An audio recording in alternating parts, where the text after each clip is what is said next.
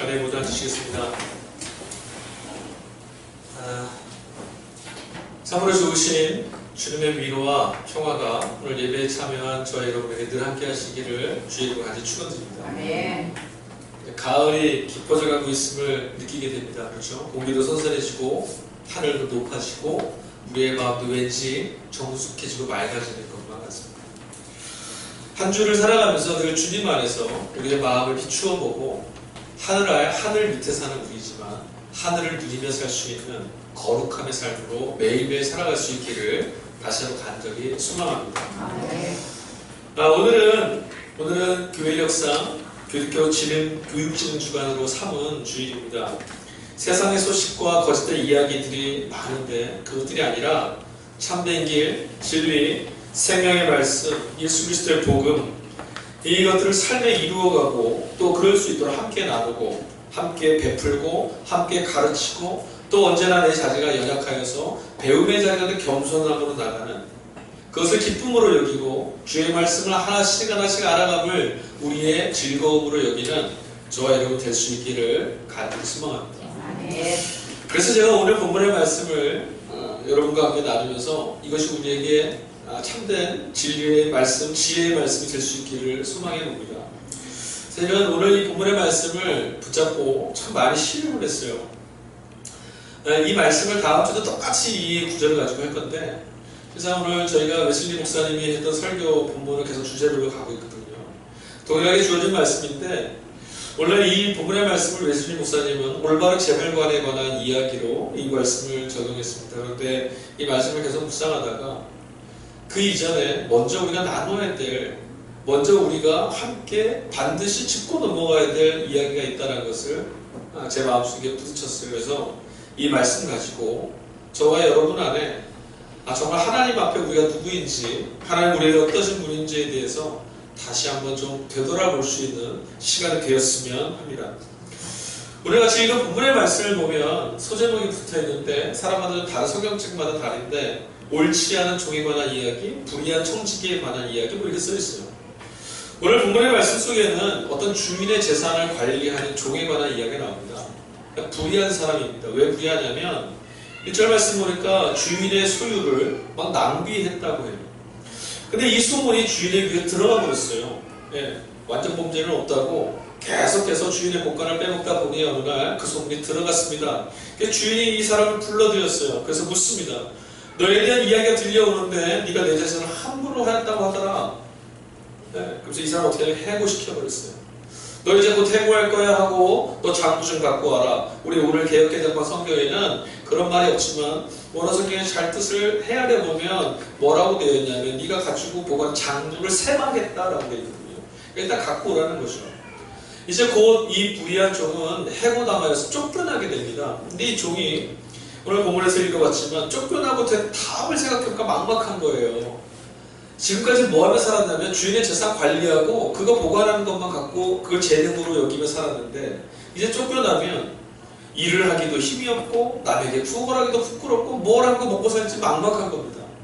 그래서 이 종이 지금 꾀를 하나 냈어요. 무슨 꾀를 냈냐면 주인이 이제 재산을 관리하면서 주인에게 빚을 진 사람들, 그 채무자들 있지 않습니까?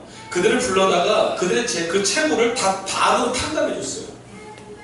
왜냐? 오늘 본문의 말씀 보니까 이 종이 그렇게 말해요. 내가 해고당했을 때 저들이 나의 선행을 가지고 후하게 나를 돌봐줄까 해서 내가 그들의 재산을 지금 부채를 탕감한다라고 합니다. 근데 이 본문이요. 여기서 끝나면 괜찮은데 이 뒤에 예수님이 뭐라고 말씀을 덧붙이시냐면 이 종에 대한 이 행위에 대해서 그 주인이 하는 평가가 뒤를 이어요. 이 사실을 알게 된 주인이 이 종에게 뭐라고 말을 하게 되면 평가를 합니다. 여러분이 주인이라면 이렇게 한 종을 보면서 뭐라고 하시겠습니까? 이런 배은망덕한 당장 경찰을 부르고 너 콩밥을 먹어야 돼. 절대로 합의 없어. 그러시겠죠? 얼굴 표정을 보니 그보다 더 하실 수도 있을 것 같습니다. 그런 게 마땅한데 욕을 하고 내가 너를 지금까지 먹인 게 얼마인데 네가 어떻게 날 뒤를 수 있느냐. 그렇게 해서 부자를 판인데 이 주인이 뭐라 말하냐면 이 종이 참 지혜롭게 일을 처리했다. 이렇게 말해요. 이거 예수님이 하신 말씀이거든요. 예수님이 하신 평가예요. 이 주인의 평가와 예수님의 평가가 동일해요. 근데 이 평가를 들으니까 마음이 좀 불편하잖아요. 속이 좀 좋지 않아요. 이 말씀 참 이해하기 어렵습니다. 분명히 이 주어는 잘못한 게 맞아요. 범죄 행위잖아요. 오늘날로 치면요, 이거 진짜 감옥 가야 돼요, 진짜. 근데 이 주인이 지금 이 자를 해고하는 것도 모자라서, 이 자를 지금 처벌하는 것도 모자라서, 지금 이가 옳다라고 얘기합니다. 불법하게 자신의 주인의 재물을 청산했다. 이 사람이 슬기롭다고 주님도 인정하고 있다는 거예요. 게다가 오늘 9절의 말씀 보니까 주님이 그 뒤에 뭐라고 말씀하시냐면, 너희도 불의한 재물을 가지고 친구를 사귀어라, 이렇게 말씀하세요. 여간 듣기에 거북합니다. 이 말씀을 어떻게 들으면 불의함과 불법함으로 돈을 벌면 어떻게 해서 벌더라도 잘 쓰기만 하면 다다, 괜찮다, 이런 말씀도 드리고, 어떤 식으로도 돈 벌어라, 그리고 잘 써라. 남의 것을 뺏고 남을 속이고 이런 사람들, 그런 불법한 그런 행위들을 마치 두둔하시는 것만 같아서 우리의 마음이 편치 않은 거죠. 주님이 교회의 말씀이 우리가 특별히 불편한 여러 가지 이유가 있는데, 그건 어디서 오냐면 우리 자신이 갖고 있는 이중성 안에서 발견돼요. 여러분, 우리는 모두 다 실상 돈을 좋아합니다. 그렇죠? 네. 여러분, 제가 여기 뭐 흘리고 여기 뭔가 떨어졌으면 우리 다 저게 뭐야 하고 눈이 반짝반짝해요. 그럼에도 불구하고 우리 또한 뭐라고 하냐면 이 돈을 불의하다라고 말하고, 이 돈이 옳지 못하고 말하고, 더럽다라고 말합니다. 저희 집에 돼지 정통이 하나 있어요. 거기에 이제 우리 식구들이 동전이 생기면 막 집어넣는 거죠. 지난번에 한번 그걸 뜯어봤거든요. 돼지가 이제 살이 쪄가지고 한번 열어봤더니 동전 꽤 많더라고요. 그래서 막 동전을 분류해서 은행에 가져다 주려고 500원은 500원, 100원, 50원, 10원 막 분류를 하는데, 딸아이가 한참 있다 제가 이렇게 분류하기 재밌어 보였나봐요. 그걸 자기도 형에 손을 딱 대서 제가 탁 쳤어요. 왜 그랬을까요? 1번 욕심이 나서, 2번 더러우니까. 2번 더러운. 2번 더러우니까. 냄새 엄청나거든요. 그렇게 좋아하는 돈인데 우리 뭐라고 하냐면 더럽대요. 이 돈을 지금 불의한 것으로 낙인 찍고 있음이 지금 불편합니다. 우리가 그렇게 추구하고 살아가는 건데, 우리가 매일매일 이것 때문에 바삐 살고 힘들게 살고 있는데, 이걸 지금 주님이 불의한 돈이라고 말씀하시니 이거 별로 편치가 않아요. 그리고 이런 불의한 것을 가지고 또 뭐라고 반대로 얘기하죠? 친구를 사귀래요. 뭔가 전부 안 맞는 것 같아요. 불편해요. 좋으면서도 속돼 보이고, 속돼 보이지만 가지고 싶고. 성경 말씀에 보면 구약 성경부터 이르러 신약 성경에 이를 때까지 하나님께서 인정하는 유일한 우상이 하나 있어요. 유일한 신. 뭔지 아세요? 만원입니다. 돈이에요. 여러분, 우리는 성경 안에서 바알도 보고 아세라도 보고 몰렉이니 기타 등 여러 가지 우상들을, 이방의 우상들을 알고 있지만, 하나님은 그 뭐라고 선언하시면 나 외 다른 신은 없다라고 선언하세요. 근데 유일하게 오늘 본문의 말씀에도요, 예수님도 똑같이 말씀하세요. 하나님과 반대편에, 너희가 섬겨야 될 반대편에, 하나님 맞은편에 뭘 뒀냐면 돈을 두고 있어요. 이 세상에서 돈으로부터 완전히 자유하게 살 수 있는 사람은 아무도 없습니다. 그만큼 돈은 강력하고 우리는 모두 다 돈의 구속력 안에 살아가고 있습니다. 우리말에 이런 말 있죠? 개같이 벌어서 정승같이 쓴다. 여러분, 이렇게 벌지 마세요. 정승같이 벌어서 정승같이 쓰세요. 여기 오는 거예요. 어떻게 벌더라도 그 씀씀이가 잘 써지기만 하면 된다라고 말하는 이건데, 이거 좋은 건 아닙니다. 남의 것 속이고 빼앗고 타인에게 고통이 되는 것들, 그것을 거름 삼아서 거부가 되어 있는 졸부들이 졸부들이 그렇게 판을 치는 세상에 우리가 살고 있는데, 그런 우리에게 불의한 돈으로 친구를 사귀라는 주님의 말씀은 거북하게 들리지 않을 수가 없는 거죠. 주님이 마치 그런 불법한 사람들의 편을 드시는 것 같아서 속이 상합니다. 어떻게 주님이 그런 사람들의 편을 드십니까? 이렇게 정직하게 살면서 힘든 우리 같은 사람인데 어떻게 주님이 그들의 편을 드십니까? 라고 따지고 싶은 생각이 들어요. 여러분, 본문의 이 종이 왜 불의한 사람입니까? 왜 불의한 종이라고 지금 성경이 지목하고 있습니까? 주인의 재산을 함부로 막 탕감해줘서, 그 많은 돈을 탕감해줘서 그가 불의한 종이라고 지금 말하고 있을까요? 우리 그렇게 생각하는데 그게 아니에요. 주인의 재산을, 주인의 부채를 탕감하기 이전에 이미 이 종을 뭐라 불의한 종이라고 낙인찍혔어요. 왜? 1절에 아까도 말씀드렸잖아요. 주인의 소유를, 주인의 재산을 막 낭비하며 살았어요. 5절에서 8절까지 했던 그의 행위는 우리는 그 행위가 옳지 않다라고, 그야말로 불의하다라고 말하지만 주인은 뭐라고 말하지만 도리어 그 행위는 지혜롭다. 그건 옳다. 이렇게 얘기해 주거든요. 우리가 봤을 때는 나쁜 행위고, 우리가 봤을 때는 지적해야 될 말이고, 우리가 뭐 불법한 행위인데 주인은 옳대요. 지혜로운 일하면 칭찬까지 해요. 우리의 관점과 우리의 가치와는 뭔가가 어긋나 있어요. 주님은 이 본문 속에서 이 불의한 종, 주인의 재산을 막 탕감하고 자기 마음대로 처분해볼 때 이 종이 윤리적으로, 도덕적으로 옳은지 그른지에 대해서 지금 말씀하시려는 게 아니에요. 주인에게 있어서 이 종이 불의한 것은 주인의 막대한 재산을 함부로 처분하고 탕감했기 때문이 아니라는 거예요. 종이 부채를 청산해준 사람의 면면을 한번 보시겠어요? 먹고 살아가기에 꼭 필요한 것들을 지금 부채로 주고 있어요. 이 종이 사람들을 막 불러드립니다. 채무자를 불렀는데 다 뭘 빌렸어요? 기름을 빌리고 밀을 빌리고 다 뭐예요? 먹고 사는 것들이에요. 먹고 살아야 될 양식을 빚진 사람들입니다. 그러니 그 시대는 먹고 살기 퍽퍽한 시대였음을 알 수 있어요. 그런데 이 종은 애당초에 어떤 사람이었냐면 주인의 재산을 가지고 함부로 낭비하고 소비하면서 자기 자신의 배를 채우고 자신의 유익함을 위해서 주인의 재산을 낭비하고 있었어요. 그게 불의함입니다. 그렇게 놓고 보면 우리들 모두 다 실상은 불의합니다. 하나님이 우리에게 주신 건강, 하나님이 우리에게 주신 생명, 우리에게 주신 자산, 모든 것들을 우리는 일주일 내내 우리들의 삶을 향해서만 사용하고 살아왔습니다. 이것을 어떻게 채울까? 이것을 어떻게 살아내야 될까? 오직 그것 하나에만 우리는 마음을 쏟고 살아왔어요. 우리가 가지고 있는 모든 것을 우리는 하나님이 주신 거라 고백하고 있습니다. 하나님이 주신 것, 하나님의 재산을, 하나님의 소유를 우리는 낭비하고 살아오지는 않았습니까? 우리는 모두 나 사는 일에만 관심을 기울이며 살고 있습니다. 무엇이 옳은지, 어떻게 살아가야 될지 그렇게 고민하고 살아가요. 우리는 먼저 이 본문의 말씀이, 예수님이 하신 이 말씀이 비유라는 사실들을 먼저 기억해야 돼요. 비유는 뭐냐면 이제 말씀을 전할 때 다양한 방식을 사용하는데, 예를 들어 혹은 뭐 이런 건데요. 비유는 어떤 사실이 진실이냐 아니냐 정보를 주게 하는 내용이 아니에요. 이 비유는 무엇인가 말하고 싶어하는 주제를 전달하기 위해서 지어낸 얘기예요. 있을 법한. 그러니까 이것이 진짜냐 아니냐, 합당하냐 아니냐, 그러냐, 도덕적이냐, 윤리적이냐, 이건 다 필요 없어요. 이 비유는 오직 하나예요. 말을 하는 사람이 전달하거나 분명한 주제만 전달되면 되는 도구예요.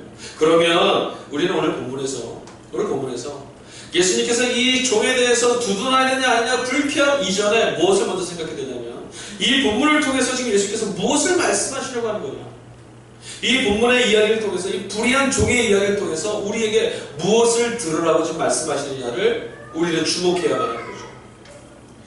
오늘 이 본문 속에서 두 가지 정도 우리 생각해 봐야 돼요. 첫 번째, 이 불의한 종이 주인에게 들켰어요. 이제 쫓겨납니다. 이제 앞날이 막막합니다. 끝났어요. 오늘로서 끝난 거예요, 모든 게. 그리고 나서 이 종이 어떻게 해야 되나. 그게 첫 번째고요. 두 번째는 이 종을 대하고 있는 주인이에요. 이 두 가지를 우리가 이해해야 돼요. 예수님 지금 이 두 가지를 이야기하고 말씀하려고 하시는 거거든요. 불의한 종은요, 오늘 주인의 해고를 당하는 순간 아주 급격하게, 급박하게 행동으로 실천해서 봅니다. 자신이 생각한 것을요, 바로 신속하게 결행합니다. 무엇을 결행했어요? 어찌 보면 목숨을 건 도박이에요. 이미 주인의 재산을 함부로 낭비하다 걸렸잖아요. 거기서 지금 뭐 했어요? 주인의 부채를 함부로 막 탕감해주고 자기 맘대로 임의로 처분했어요. 종입니다. 고대시대의 이 종이 주인의 재산을 함부로 처분하고 주인을 횡령했다면 이 종 죽습니다. 죽어요. 지금 목숨 걸고 하는 거예요. 탕감받은 이들이 자신이 해고되었을 때 자신의 뒷날을 좀 책임져 줄 것을 기대하고 이 일을 했다라고 4절은 말하고 있지만, 이것만 가지고는 이 종이 왜 이 일을 했는지 설명이 좀 부족해요.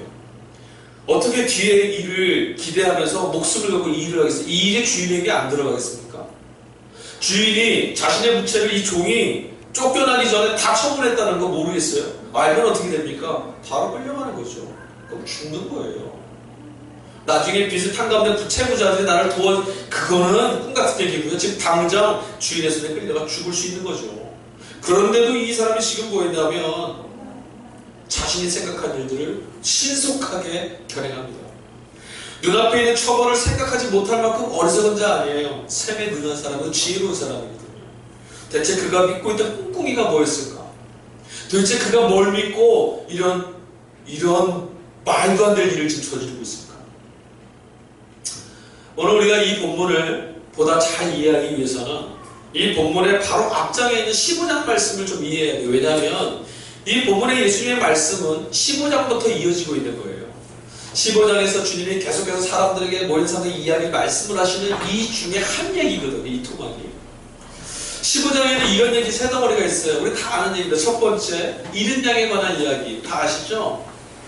91마리 양인데 한 마리를 놓고 왔어요. 주인이 어떻게 합니까? 91마리 놔두고 한 마리 찾으러 간다. 그 얘기예요. 두 번째 단락은 뭐냐면 동전 하나를 잃어버린 여인에 관한 이야기예요. 세 번째 이야기는 뭐냐면 우리가 이피자라는 잃어버린 아들에 관한 이야기입니다. 탕자 이야기예요. 이런 이야기가 세 덩어리가 들어있는데 오늘 본문의 말씀하고 유독 우리가 연결시킬 수 있는 부분은 어디냐면 전부 다이지만 아주 구체적으로 뭔가 맞아 들어가는 대목의 이야기만 뭐냐면 탕자의 이야기예요. 이 말씀들의 초점은 뭔지 아세요? 사람들은 다 무가치하더라고. 사람들은 다 바람직하지 않더라고. 사람들은 다 이거는 효용성이 없다고. 이건 버려도 된다고. 이걸 위해서 다른 거 희생하는 어리석은 거라고 손가락질하는 것에 하나님은 뭘 하시냐면 이것에 마음을 쏟고 이것에 정성을 쏟고 이것이 가치 있다라고 선택하신다라는 이야기예요. 15장 말씀 읽어보세요. 거기에 보이는 등장인물들은 우리 이해가 됩니까? 배은망덕한 사람들을 용납하는 잃어버린 동전 하나 때문에 막 헤매는 여인들 91마리를 두고 한 마리 찾아 헤매는 그게 이해가 됩니까? 우리 생각엔 91마리 잘 돌보는 게 훨씬 유익해요. 동전 하나요? 나머지 재산 빨리 하면 되죠. 이런 아들이요? 어떻게 한 아들이에요? 나를 버리고 나간 아들이에요.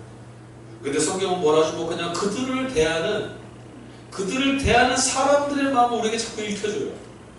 자, 오늘 특별히 마지막 부분 탕자 이야기, 아주 우리의 이야기가 비슷한데 탕자 이야기 다 아시죠? 간략하게 소개할까요? 어떤 사람에게 두 아들이 있었는데 둘째 아들이 아버지 재산을 나눠달라고 그걸 가지고 도망가 버렸어요. 딴 외국으로. 근데 그걸 살면서 잘 살았느냐? 방탕하게 살아서 쫄딱망했죠. 그래서 죽게 생겼어요. 종이 되어서 먹고 사는데 그것도 허락이 안 돼서 굶어 죽게 생겼어요. 그래서 그가 뭐 했냐면 야 아버지의 집에 가면 먹을 게 풍성하다. 이렇게 살 바에는 아버지 용서 안 해주시겠지만 종이라도 써달라고 해서 돌아가 살아야겠다. 그게 돌아갑니다. 어떻게 됐어요? 아버지가 어떻게 했죠? 이런 배은망덕한 놈이라고 쳐냈나요? 아니요. 뛰어가서 이 아들을 맞아들이고 죽은 아들이 돌아와도 기뻐하였다라는 이야기예요. 이 탕자 이야기에 등장하는 탕자, 큰아들, 그리고 그 아버지의 모습이 오늘 우리가 읽은 이 불의한 청지기 이야기 안에도 나타나요. 집을 나간 탕자가 누굽니까? 불의한 청지기와 비슷한 사람이에요. 아버지는 주인, 오늘 이 일들 속에 종을 용서해준 주인과 비슷하고요. 그 잃어버린 아들에 나오는 큰아들이 있어요. 그 큰아들을 오늘 우리는 이 본문 속에서 이 본문을 대하고 있는 우리 자신과 비교해 볼 수가 있습니다. 자식을 용서하는 자비로운 아버지의 이야기 탕자에게서 우리도 사실은 불편함이 있죠. 무엇이 불편했습니까?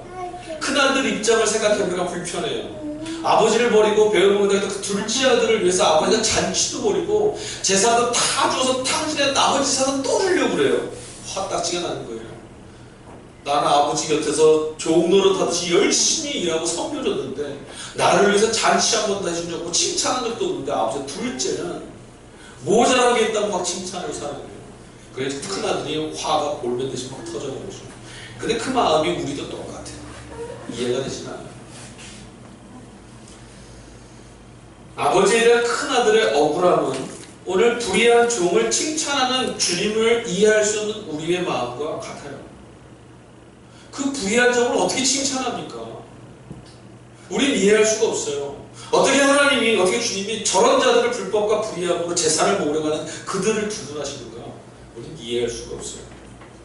예수님은 도대체 왜 이 말씀을 꺼내심으로 우리를 넘어지게 하시는 걸까요? 사실 본문 속에 우리는 주인에 관한 정보를 많이 접할 수는 없지만 본문 속에 있는 작은 이 토막토막 하나에서 이 주인이 어떤 사람인지를 헤아려 볼 수는 있습니다. 아마도 그는 매우 인자하고 매우 너그러운 인품의 사람이었을 거예요. 그건 분명합니다. 두 가지 근거가 있어요. 첫 번째, 자신의 재산을 함부로 낭비했던 이 종을요 바로 처벌하지 않았습니다. 처벌하지도 않아요. 그리고 뭐라고 말하냐면 와서 셈하자. 그리고 너를 해고하겠다 이렇게 말해요. 아까도 말씀드렸지만 이 고대 시대의 종이 주인의 재산을 함부로 했으면 이거 경을칠 일이에요. 오늘도 보십시오. 우리가 땀 흘려 일하는 이 세상에서 좀 무능하거나 실수를 하면 가차없습니다. 근데 이 주인은 그러지 않았어요. 그에게 시간을 줬어요. 고발하지도 않았습니다. 이런 주인 흔치 않아요.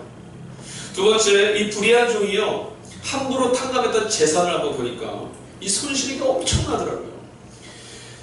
첫 번째 사람을 불러서 네가 빌린 돈이 얼마냐 했더니 기름 100마를 빌렸습니다. 그럼 너 절반만 써라.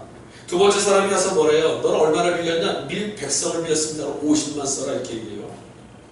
기름 100마리 그때 돈 가치로 환산하면 얼마냐면 1000데나리온이에요. 1000데나리온이 얼마인지 감이 안 오시죠? 한 데나리온이 성인 남자 한 품삯입니다. 그러니까 1000일 동안 일해야 될 돈이에요. 3년을 넘는 연봉인 거죠. 엄청난 돈입니다. 밀 100석은 얼마인지 아세요? 은 2500데나리온이에요. 어마어마한 돈입니다. 아까도 말씀드렸지만 이건 다 먹고 사는 것들입니다. 이런 것들을 나누어 주고도요. 이거를 징수해 가지 않았던 주인이에요. 그리고 지금 이 어마어마한 양의 재산을 탕감시킨 이 종을 지혜롭다라고 말하고 있어요. 이게 가능합니까? 돈이 엄청 많아서 이 정도는 돈도 아니야 하는 사람이거나 아니면 정말 마음이 무언가 아무 곳에서 자극하지 않으면 그건 너그러운 사람 둘 중 하나겠죠. 근데 아시잖아요. 부자들은 돈이 훨씬 더 예민해요. 그러나 이 주인은 참으로 너그러운 사람이 분명합니다. 우리의 불편은 주인이 중요시 여기는 가치가 아니라 우리의 눈에 보이는 것, 그것 때문에 불편한 거예요. 뭐죠? 경제적인 손실이에요. 돈의 가치 우리의 마음이 뺏기고 어떻게 그 많은 돈을 네 마음도 너 나쁜 놈이야 이것만 보이거든요. 근데 주인은 그 돈을 지금 보고 있지 않아요. 이제 해보내고 나면 장담할 수 없는 운명을 타개하기 위해서 그는 아주 신속하고 과감한 결단을 내렸는데 그 결단의 근거가 어디에 있느냐? 주인의 채권을 여러분 만약에 지금 범죄의 합을 저지른다면 어떻게 하시겠어요? 주인이 아직 나를 고발하지 않은 이 틈에 채무를 탕감해 줄 생각이었으면 죄송합니다. 저는 이런 생각이 들더라고요. 저 같으면 동네 다 다니면서 채무 다 물어가 빨리 갚어. 그래서 그 돈을 다 받아가지고 도망갈 것 같아요. 죄송합니다. 이상해 보이나요? 이 종이 그렇게 안 했어요.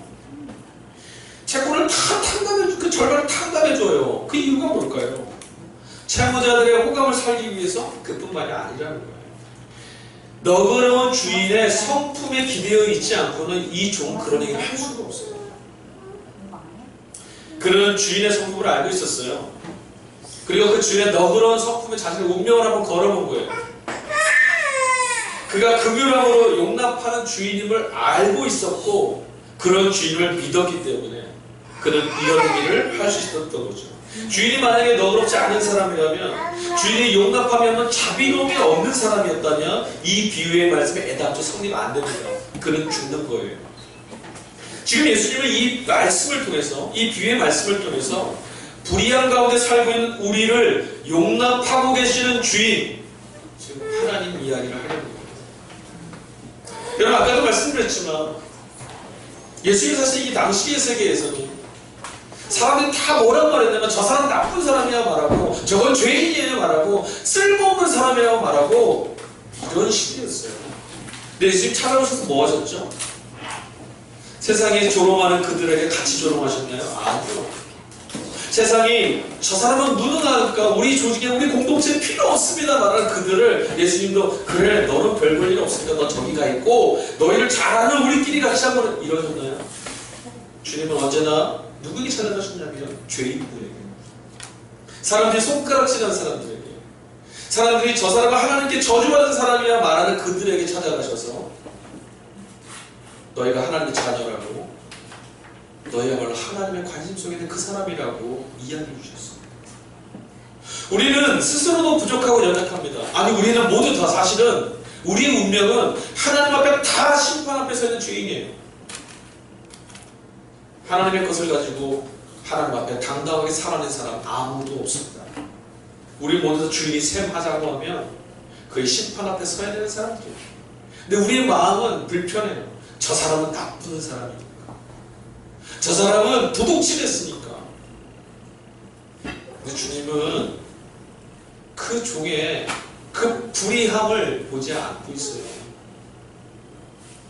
오늘 본문의 말씀의 주제는 뭔지 아세요? 이 종이 나쁜 짓을 했냐가 아니라 이 종이 살기 위해서 지금 무엇을 했냐는 거예요.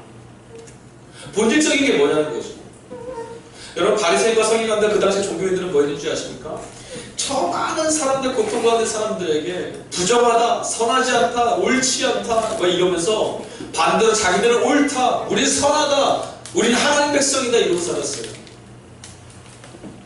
근데 하나님은 오늘 본문의 말씀을 통해서 선하다라고 말하면서 그럭저럭 살고 있는 그들이 아니라 불의함 가운데 있으나 주인의 세망과 심판 앞에서 살아야겠기에 주인의 성품에 기대어 그의 모든 것을 걸고 나아갔던 이 종을 칭찬하고 있어요.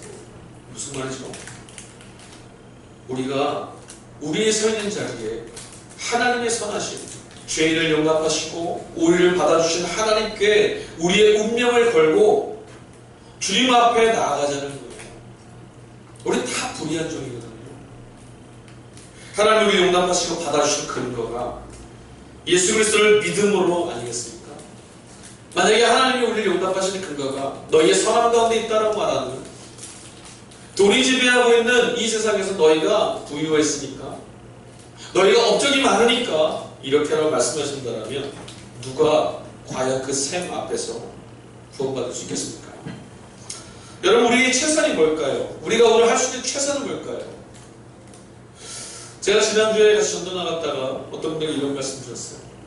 착하게 살면 되지, 이렇게 얘기하셨습니다. 도대체 뭐가 착하게 사는 거죠? 우리는 착하게 살면서 내 만족을, 유익함을 구하면서 그저 그렇게 살고 있어요. 그게 아닙니다. 무엇이 참된 삶인가를 추구하며 살아가야 되거든요. 하나님의 심판 앞에서 우리가 어떤 길을 걸어가야 하는가, 주인이 셈할 때 우리에게 주어진 인생과 삶을 어떻게 살아가고 있는가라고 셈할 때 바른 길, 생명의 길에 우리가 살고 있는가, 이것이 중요한 거거든요. 우리가 해야 될 최선은 남들보다 내가 더 선하다, 남들보다 내가 옳다라는 것을 이야기하고 확인하는 그런 삶이 아니에요. 우리가 해야 될 것은 뭐냐면 우리를 용납하시는 하나님, 내가 살아야겠습니다라고 주께로 돌이켜 본질을 향해서 나아가는 우리의 걸음을 받아주시는 하나님의 선하심과 그 자비로우심을 신뢰하는 거예요. 하나님은 죄인들이 주께로 돌아올 때 네가 불의함을 행하였다고 고발하시지 않는 분이에요. 그러면 뭐라 하시냐면 생명을 살려야겠기에, 살아야겠기에 주께로 손을 들고 나오는 백성들을 지혜롭다, 잘하였다, 본질을 향해서 나왔다, 참된 생명의 삶을 살기 위해 나왔다로 칭찬하시는 거죠. 사랑하는 교회 여러분, 오늘 우리는 불의함과 불법함이 가득한 세상에서의 살던 걸음을 멈추고 하나님 앞에 나왔습니다. 우리가 비난했던 그 세상, 아니 우리도 그 세상의 한 축에 속해서 세상의 악을 쌓아가는 한 삶을 살았는지도 모르겠습니다. 그러나 오늘 우리는 우리의 인생을 하나님께 걸어보려고 오늘 이 자리에 나왔어요. 우리의 과거와 우리의 마음과 우리의 중심이 하나님 나라에 있지 않아도, 그렇게 살았을지라도 오늘 하나님의 셈 앞에서 주님께 용서를 구하고 하나님의 자비하심을 믿고 신뢰하여 주님 앞에 나왔습니다. 그렇다면 주님은 우리에게 똑같이 말씀하실 거예요. 잘하였다. 우리가 주님의 사랑에 기대는 것, 주님의 자비하심을 기대하는 것이 우리의 삶의 최선입니다. 성경 그것을 이야기하고 있어요. 본질적인 것을 위해서 돌이키고 즉각적으로 하나님의 나라에 참여하는 것, 주님 그걸 말씀하시는 겁니다. 사랑하는 여러분, 오늘 우리가 이 예배를 마치고 또 열려질 세상에서 옳다 그르다 판정하고 정죄하는 삶이 아니라 용납하신 하나님을 믿고 자비하신 하나님의 은총을 기대하면서 또 하루를 살아갈 수 있기를 간절히 소망합니다. 우리가 주님의 인자하심을 기대며 살아가고 주님의 인도하심과 사랑을 기대하며 거기에 기대서 우리 운명을 걸 때 주님의 사랑이, 주의 자비하심이 우리의 삶을 지키시고 인도하여 주실 것입니다. 오늘 주님과 더불어 이 믿음의 일을, 이 용서와 화해의 일을, 자비하신 하나님 나라의 삶을 살아갈 수 있기를 주님의 이름으로 간절히 축원합니다. 기도하겠습니다. 하나님 감사합니다.